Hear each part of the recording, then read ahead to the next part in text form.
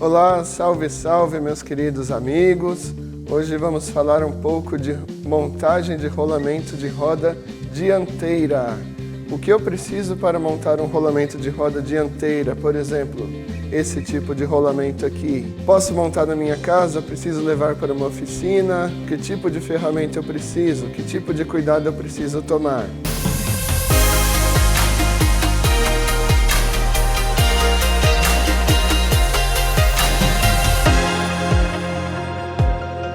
Primeira dica, sempre procurar um mecânico especializado que esteja acostumado com esse tipo de serviço, um profissional. Essa é a primeira dica, né? E qual é o tipo de ferramenta que eu preciso para aplicar? Vou adiantar aqui, a gente precisa ter uma prensa na nossa oficina para fazer a montagem desse tipo de rolamento. A gente vê que muitos mecânicos tomam bastante cuidado, têm bastante carinho, bastante cuidado na hora da montagem do produto. Mas na hora da desmontagem, nem tanto, né? Como o rolamento já vai ser substituído, é comum a gente desmontar de qualquer jeito, né? Na pancada, na talhadeira, na marreta. É correto desmontar dessa forma? Haja vista que eu não vou mais utilizar o rolamento, né? Ele vai ser substituído, eu posso desmontar de qualquer jeito? Bom, não.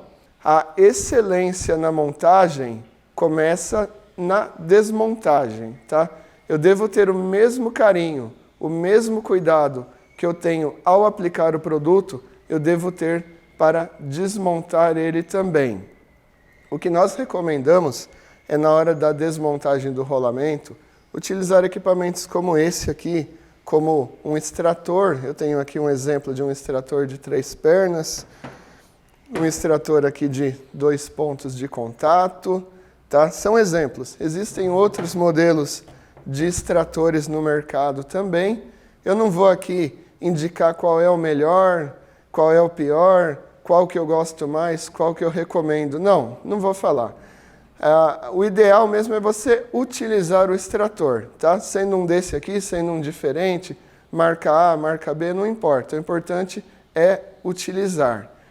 Agora, eu não tenho extrator na minha oficina. Então eu utilizo a boa e velha talhadeira, a marreta ali para tirar o rolamento do lugar. O que pode acontecer com isso? Eu vou mostrar para vocês aqui, eu tenho um exemplo de um cubo de roda, né, que o aplicador, na hora de fazer a desmontagem do rolamento, ele foi na pancada mesmo aqui, utilizou o que ele tinha na mão, a talhadeira, a marreta, bateu aqui para sacar o anel, no caso aqui eu tenho o rolamento que foi retirado desse cubo. E o que aconteceu aqui? Eu posso notar que, ao fazer a remoção do anel, a talhadeira fez um corte aqui, um machucado, né, no assentamento do meu cubo de roda e também um machucado aqui, uma talha na parede, da parede aqui do diâmetro do eixo. Tá? Onde tem o contato com o diâmetro interno do rolamento. Então, isso aqui foi na hora de desmontar, aí o aplicador pegou um rolamento novo e colocou aqui nesse alojamento. O que aconteceu durante o trabalho? É isso que nós vamos ver agora. Bom, durante o trabalho, esse anel que eu estou mostrando para vocês, ele trabalhou num alojamento danificado, um alojamento machucado, tá? Então, exatamente aonde ele teve contato, o anel do rolamento teve contato com o alojamento, ele adquiriu a mesma forma, tá? Ele adquiriu aqui o formato da batida, do machucado, da talha aqui no alojamento. E com o passar do tempo, né, andando em alta rotação, aí, o rolamento foi sofrendo um desvio geométrico de carga. Essa carga foi sendo mal distribuída, tá? Isso foi gerando uma trinca, gerou uma trinca aqui no meu anel, que com o passar do tempo foi soltando material, foi abrindo material aqui no lado da trinca. E, consequentemente, esse material que se desprendeu da pista, ele gerou um ruído, né? Quando a gente tem ruído no rolamento, significa que ele tem alguma danificação. Não existe ruído sem danificação. Tá? Se a pista do rolamento está em ordem, ela está em perfeitas condições, não gera ruído. Agora, pista que está danificada, machucada, com pitching, ela gera ruído, o contato do aço com o aço, né? O aço da esfera do corpo rolante passando aqui nessa danificação da pista gera um ruído. Então esse foi o motivo da desmontagem desse rolamento. O dono do veículo escutou um ruído. Agora vamos falar de montagem. Bom, o que eu preciso saber para começar uma montagem de um rolamento de roda dianteira? Primeira coisa que eu preciso saber é que existe uma interferência considerável entre o alojamento e o diâmetro externo do rolamento. Ele não vai entrar fácil, não entra na mão, e no martelo, na marreta, também é um pouco complicado de se aplicar. Então, para que eu preciso? Do que eu preciso? Eu preciso de uma prensa. Para um rolamento de roda de linha leve, não precisa ser uma prensa monstruosa. Uma prensa simples que você consiga aplicar uma força ali de uma tonelada, uma tonelada e meia, 2 toneladas, está ótimo para montar um rolamento de linha leve, tá bom? Mas eu preciso dessa prensa. Eu não consigo montar o rolamento sem o auxílio da prensa. Agora, tem um outro exemplo aqui de um colega que não tinha prensa na oficina e usou o que tinha na mão, né? Recorreu ao auxílio do bom e velho martelo, da boa e velha marreta. O que aconteceu aqui?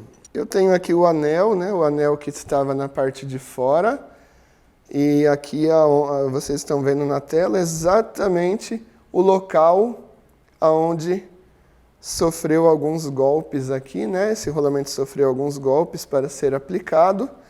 Então ficou aqui a marca evidente da marreta. E o que aconteceu com isso? Exatamente aqui, por dentro,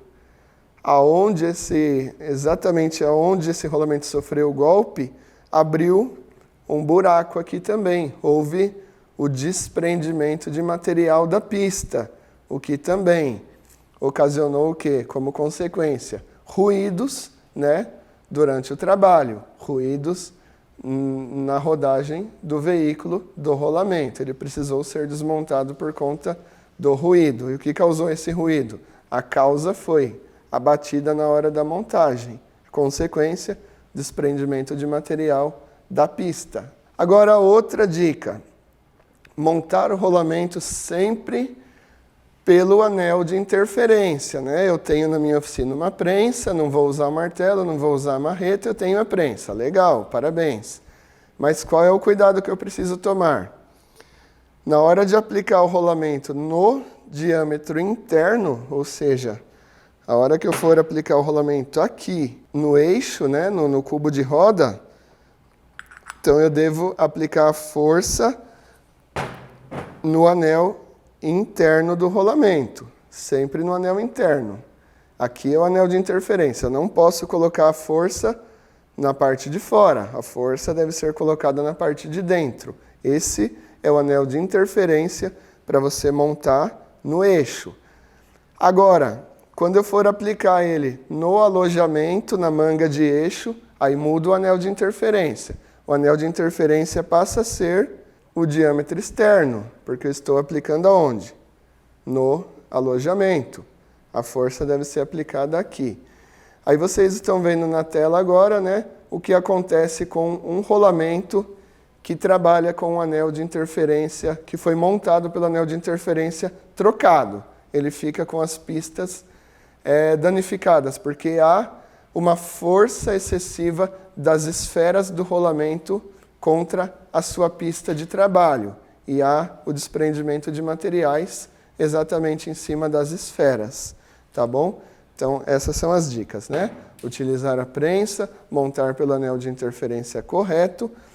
Agora, a gente sabe, já falamos aqui, eu não posso bater no rolamento. Por que eu não posso usar a marreta, por exemplo, para montar o rolamento. Vocês já viram aqui a consequência, né? O que acontece quando eu bato, que ele trinca, ele solta material, mas o porquê que ele trinca na marreta? Bom, o grande motivo é o tratamento térmico do material que o aço do rolamento é confeccionado. O rolamento da FAG passa por um tratamento térmico de dureza chamado têmpera. A têmpera funciona da seguinte forma: nós temos um forno, os componentes do rolamento são colocados nesse forno, aquecidos numa temperatura que vai de 800 a 860 graus, e ele fica um determinado tempo ali, o tempo necessário para ter uma dureza uniforme em todos os componentes. Em seguida, ele sofre um resfriamento abrupto, ou seja, sai daquela temperatura quente, né, de 800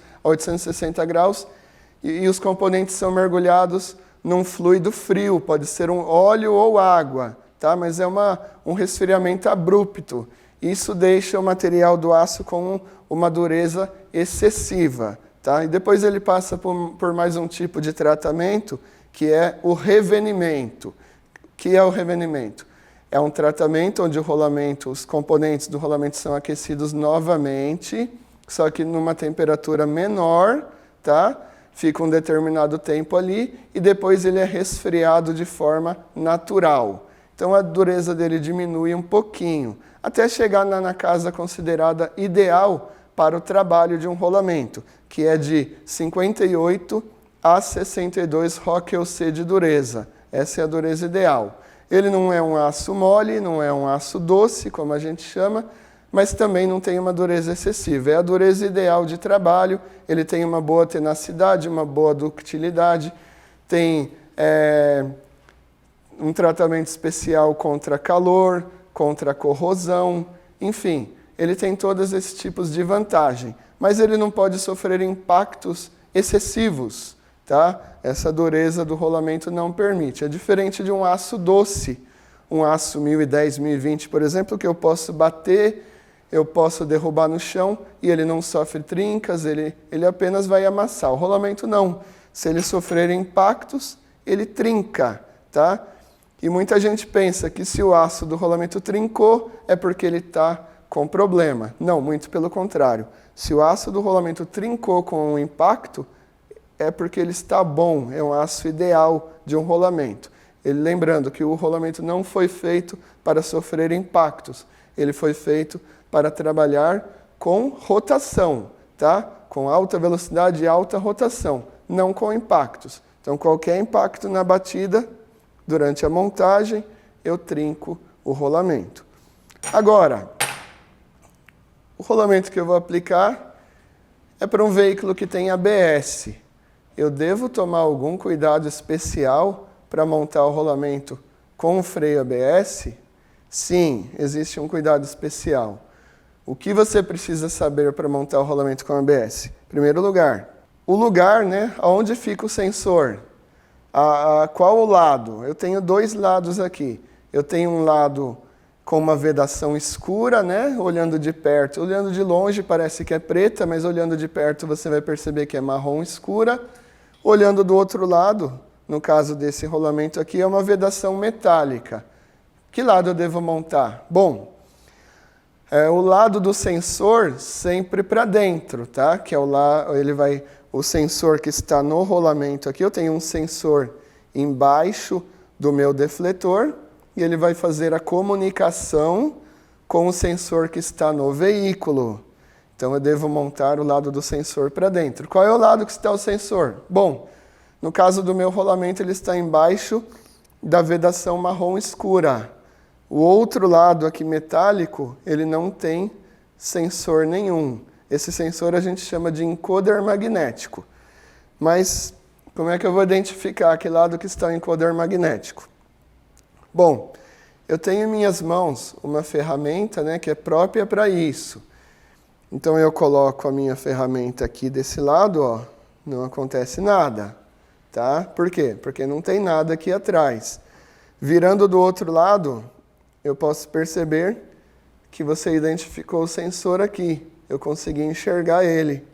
Vejam, Então esses dentinhos aqui que parecem uma engrenagem é o encoder magnético, é o sensor do meu rolamento, tá bom? Então esse lado aqui para dentro. Mas fala para mim, eu não tenho essa ferramenta na minha oficina, eu preciso adquirir ela, preciso comprar, preciso ter uma ferramenta dessa aqui na minha oficina? Não, você não precisa ter uma ferramenta dessa, tá bom? Eu posso recorrer ao auxílio do bom e velho clipezinho de papel, que eu utilizo ali para colocar, prender folhas de papel, né? Um clipezinho, que tem aí fácil auxílio de todos. Se eu colocar do lado onde não está o sensor, o que vai acontecer? Vai cair, né? A gente percebe aqui que ele não gruda, não tem atração. Agora, se eu colocar do outro lado, eu encontrei o sensor. Notem que o clipe não cai, ele ficou preso aqui, atraído ao sensor. Então eu sei que é desse lado que eu devo fazer a montagem. Tá? É esse lado que eu vou colocar do lado de dentro para que a comunicação do encoder magnético do rolamento se comunique com o sensor que está no veículo, tá legal? Outro tipo de cuidado também, né? Evitar que esse sensor fique em contato com superfícies metálicas. Por exemplo, eu tenho aqui uma mesa de metal.